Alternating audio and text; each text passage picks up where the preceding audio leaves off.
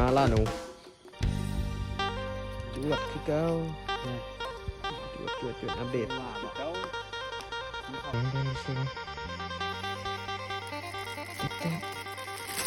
อ้ยน้ำตาดึง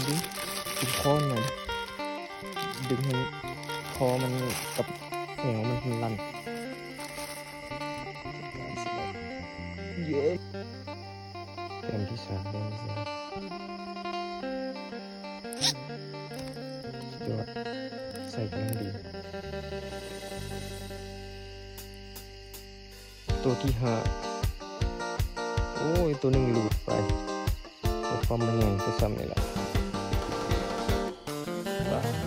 ประมาณไปเลยนะวันนี้นะตัวโอเคสวยกันนั่นเลยโอ้ยถึงโล10 โลพอดีนะบุกตะแล้ว